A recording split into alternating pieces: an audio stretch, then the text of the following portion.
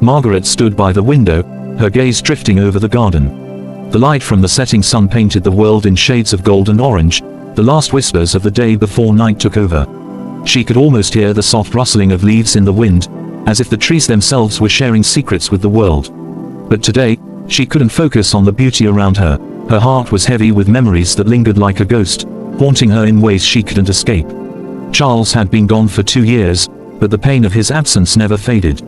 It clung to her, twisting inside her chest like a cruel knot. She missed him in ways that words could never capture, and each day without him felt like a slow erosion of her spirit. Every corner of the house whispered his name, every room reminded her of what was lost. The faintest smell of his cologne still lingered in the air of their bedroom, the scent so familiar, so dear, it almost felt like he might walk through the door any moment.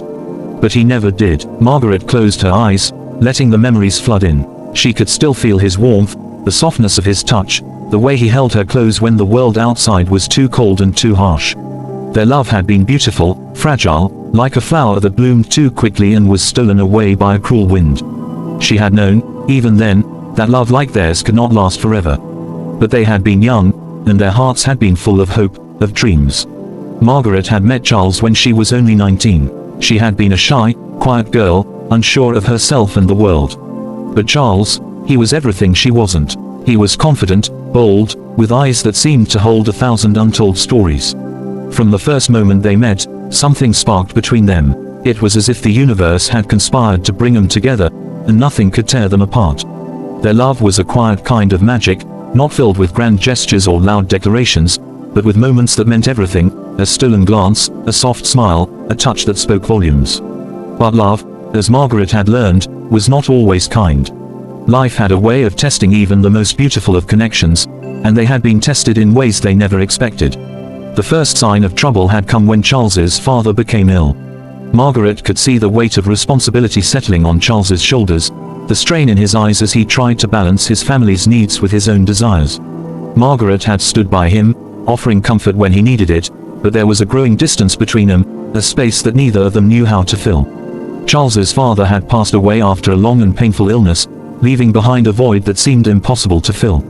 Charles threw himself into work, trying to bury the grief, but it only made things worse. Margaret watched him slowly slip away, his smile becoming less frequent, his touch growing colder. And yet, she stayed. She stayed because she loved him, and she believed that love was enough to heal any wound, to overcome any obstacle. But sometimes, love wasn't enough. Sometimes, it couldn't protect you from the darkness that crept in. In the months that followed, Margaret's love for Charles had turned into something else. It was no longer just about passion or joy, it had become about sacrifice. She gave him everything she had, her time, her energy, her very soul, hoping that it would somehow bring him back. She tried to fill the empty spaces between them with kindness and understanding, but nothing seemed to work. Charles grew more distant, more withdrawn, until the man she had once known seemed like a stranger. One cold winter evening, after months of silence and sorrow, Charles had made a decision. "I can't do this anymore, Margaret," he had said, his voice quiet, almost apologetic. "I'm not the man I used to be, and I'm not sure I can be the man you need me to be." The words had cut through her like a knife, leaving her breathless, unable to speak. She had always known that this day might come, but hearing it aloud was another thing entirely. She had tried to understand, tried to be strong, but the pain was too much. She had loved him so fiercely, had given so much of herself to him, and now he was telling her it wasn't enough. "I don't want to hurt you," Charles had continued, his eyes filled with sorrow. "But I can't stay in something that feels like it's falling apart." That was the last time they spoke. Charles had left that night, disappearing into the cold, leaving Margaret behind with only her broken heart and the shattered pieces of their love. For months after, Margaret wandered through life in a daze, her mind replaying the final moments of their relationship over and over again. She wondered if there was something she could have done differently, if there was a way to save him from the darkness that had overtaken him. But the truth was, there was nothing she could have done. Love, no matter how deep or pure, wasn't always enough to hold two people together when the world was pulling them apart. Margaret had tried to move on. She had buried herself in work, thrown herself into the routines of daily life, hoping that time would heal the wounds. But it never did. Every step she took felt heavier than the last, as if she were carrying the weight of her past with her. She still dreamed of him at night, still heard his voice calling her name in the silence. And she still loved him, in ways that no one else could understand. It wasn't until the second year of his absence that Margaret received the letter. It came on an ordinary morning, the kind of morning that should have been like any other. But the moment she saw the handwriting on the envelope, her heart skipped a beat. She recognized it immediately, Charles's handwriting, the familiar loops and curves of his words. She opened the envelope with trembling hands, desperate to know what it contained. The letter was short, but it was enough to send her heart racing. Margaret, I've thought about you every day since I left. I've thought about us, about the life we could have had. I can't change what happened, and I don't expect you to forgive me.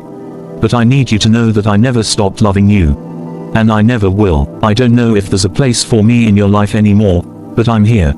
If you ever need me, I'll be waiting. Yours always, Charles. Tears blurred Margaret's vision as she read the words again and again. She could feel the weight of his love, his sorrow, his regret in every letter. And in that moment, she realized that the love they had shared was not lost, not forgotten. It had never disappeared, it had just been buried under the weight of life's hardships. Margaret didn't know what to do with the letter, what it meant for her future. But one thing was certain, her heart had never stopped longing for him. The years had changed her, yes, they had changed them both, but some things never faded.